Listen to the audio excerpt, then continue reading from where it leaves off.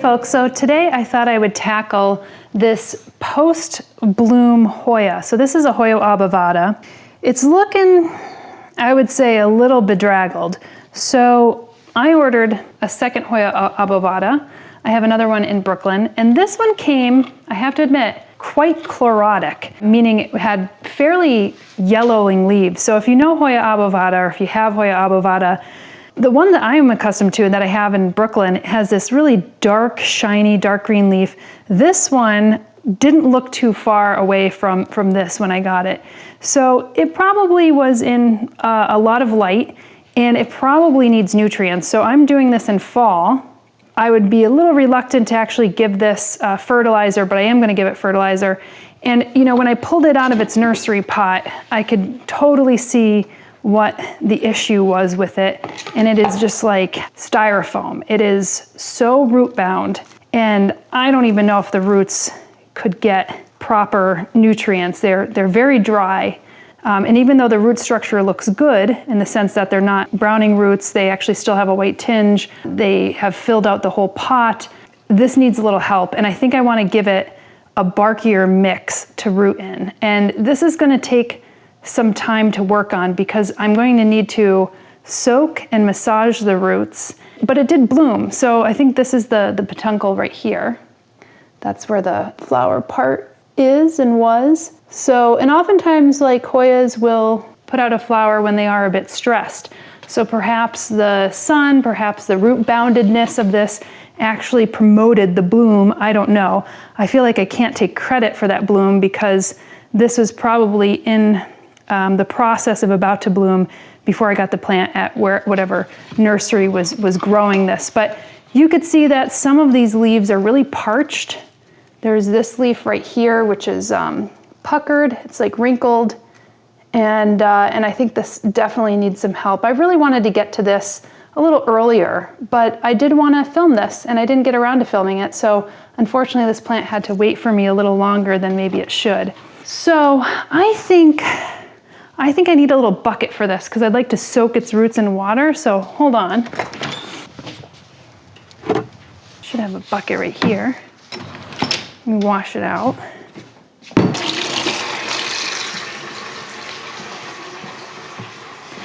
So let me share what I'm about to do. I have a bucket in the back and I'm putting in kind of the lukewarm, tepid water. So I'm not going to freeze the roots. If you put like ice cold water, these roots will probably go into shock. So I'm putting like a tepid water, nothing too hot, nothing too cold. And this is one of my like cool little houseplant hacks. I'm going to put an environmentally friendly soap in there, and that soap is going to break up some of these clogs of soil. So that's what I'm going to do.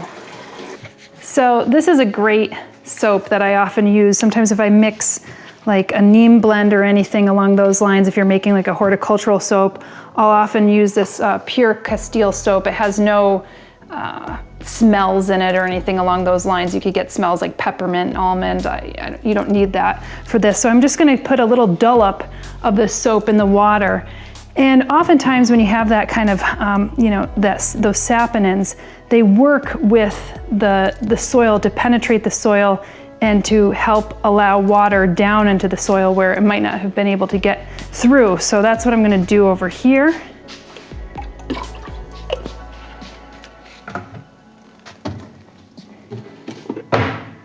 Okay, all right.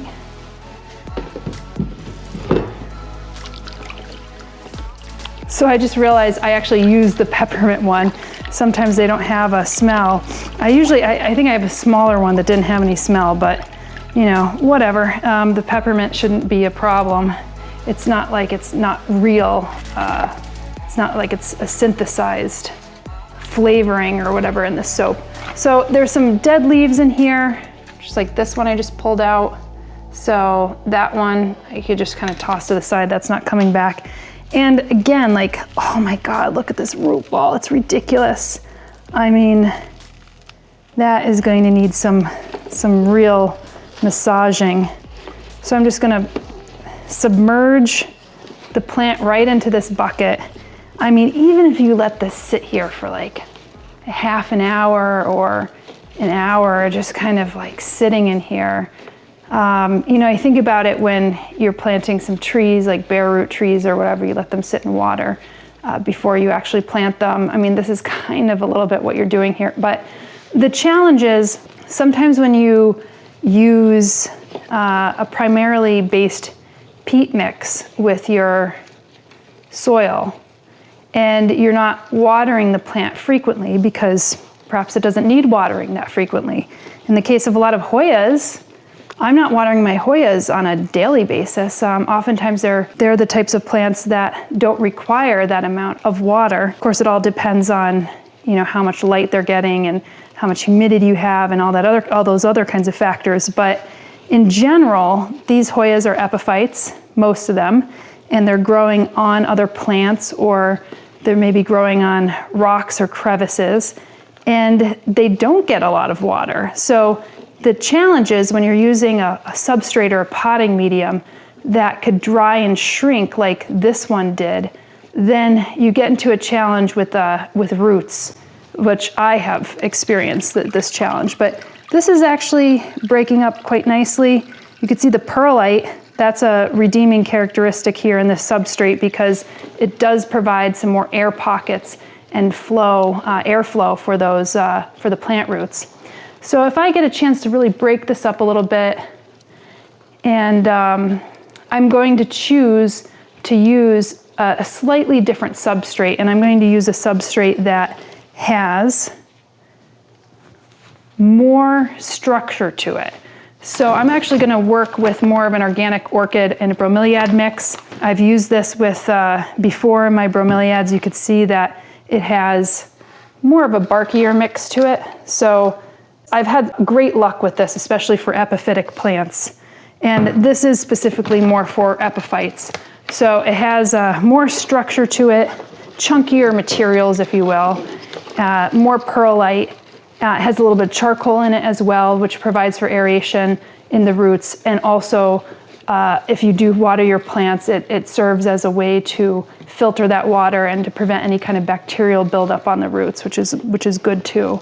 And then also mix in some of the cactus medium, which does have some peat in it. So if you used all of that, then again, with plants that you're not watering, you know, frequently, there is that chance for that medium to shrink and cause the problem that we have here.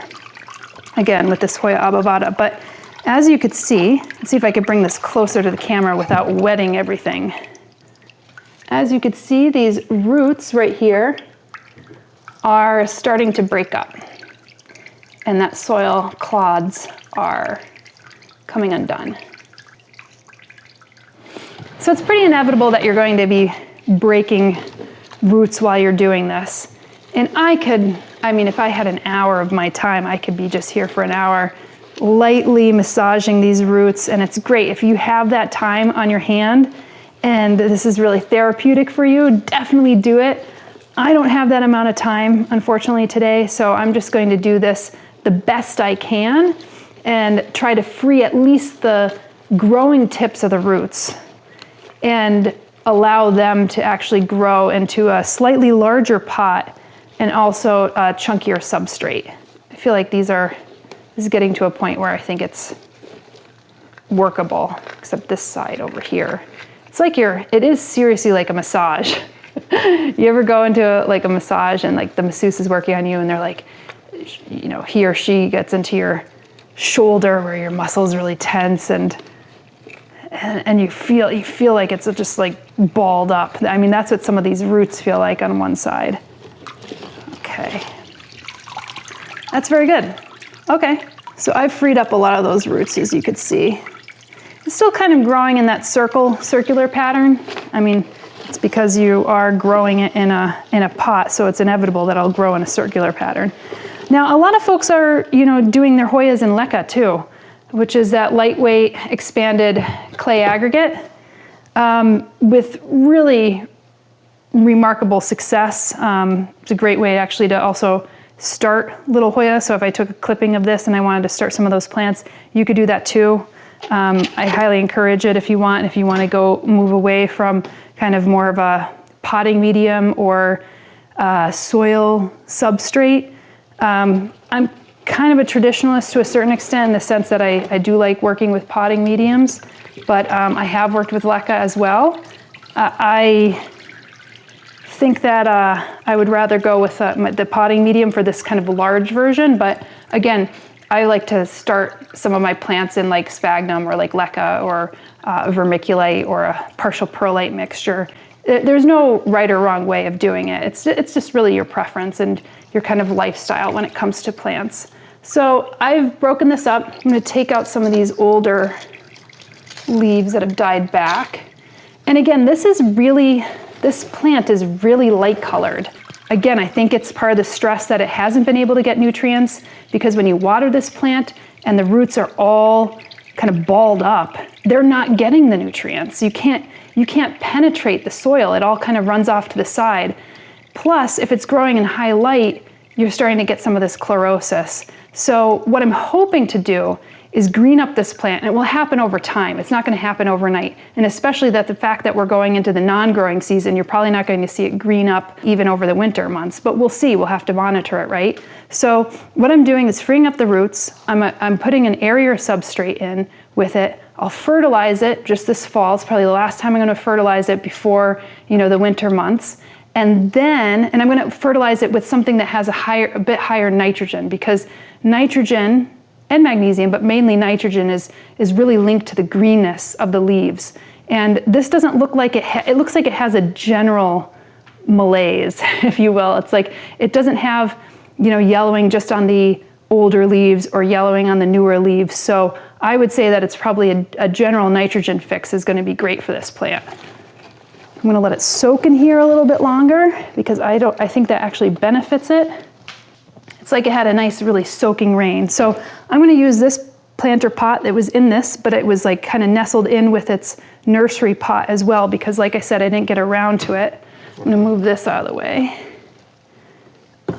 Be careful not to break the peduncle on it, which is, again, where that flower comes out. And I'm going to just mix up a nice little mix here. So again, I'm going to put a little of this Espoma Organic Cactus mix here. And then primarily this orchid, and it's called like an orchid mix, but many of the orchids are epiphytes and many of the Hoyas are epiphytes. So it's really a nice epiphytic mix. And I'm going to add also a little bit more perlite to this. Watch with perlite, because it's one of those things where it's a puffed volcanic stone. You don't want to get it into your lungs. I say that all the time. I mean, you could wear some protective equipment if you want. Try not to snuff it in, if you will. Oh God, that looks so nice. I feel like I'm baking. But look at that. That's a really beautiful mix. And these, bark chunks. So you see those bark chunks? That's part of what makes it a nice airy mixture. Again, the next time I repot this plant, which, could very well be in 2 to 3 years' time, if not more, I really want to see good, healthy root structure that's not necessarily circling around the pot, that has freedom of movement. And when you go with an airier mix, even if you have to mix different mixes together like I'm doing, like the Cactus citrus mix and then also the orchid mix. Okay, so I'm getting this out of the way. Some of those little white roots in there, those little roots, those feeder roots, are looking really good actually now that I've soaked this in water. And I'm just gonna settle this guy in here. Look at that. Okay, I need to do a new manicure after this. I actually should probably get a little shovel. Let me do that. I'm somewhat organized in the new space. Everything is kind of between two spaces, so sometimes it's a little challenging. And fill it along the edges, which is great. If I put this into a pot that is of similar size to the nursery pot, it wouldn't have anywhere to grow. So you kind of want to go with the next size up, as they often say, as the experts often say. But there's reason for that. You want the plant roots to be able to have some movement. Sometimes folks ask, how do I know if my plant needs to be repot, especially with plants that don't mind being a little root bound. especially these epiphytes. Not all these epiphytes have a lot of room to grow, right? Well, oftentimes if you see a lack of growth, if the leaves are starting to get smaller, if the plant is popping out of its pot or planter pot, if you see a general malaise like I was seeing on this plant, even after having got it, like just noticing that, like, ooh, that's interesting. This Hoya obovata is a little yellow. It's a little not the color that I'm accustomed to seeing it. And again, that could be for many different reasons. It could be growing in like really extreme sunlight. I often see that at botanic gardens. A lot of times folks will put Hoyas and Dischidias and a number of other epiphytes in with their cactus house. The cactus house generally gets a lot more light than the tropical house, right? And if you do that, oftentimes the Hoyas will become very yellow. You see it with Ripsalis as well. That's a big one that folks, even though it's mainly a tropical plant or subtropical plant, folks will have it growing in their succulent houses because it's similar. They're succulent plants, right? And I made that mistake when I started to grow Hoyas. I assumed because it was a semi-succulent or succulent, I was growing it in like really extreme light. And oftentimes Hoyas don't really enjoy that. So you just kind of have to, observe these things and start to guess, hey, well, what could be wrong? And as soon as I pulled this Hoya out of its nursery pot, I was like, oh, that's the reason. These roots are just trapped in their nursery pot, and it's like styrofoam. It's like concrete even. It's really hard to break it, and this plant is probably not getting any nutrients, which is maybe part of the reason why it flowered too, because again, it was undergoing some kind of stress, and it was probably like, let me flower, because who knows if I'm going to make it or pull it through this stress. I'm kind of now anthropomorphizing, but you kind of get it. So it's not a warm day today. I think we're going to probably hit another warm day somewhere, but on a warm day in full sun, I might actually take the hose outside and just kind of wash off the leaves. You could do it also in your shower as well, and just give it a good wash, because now it has a lot of soil on its leaves.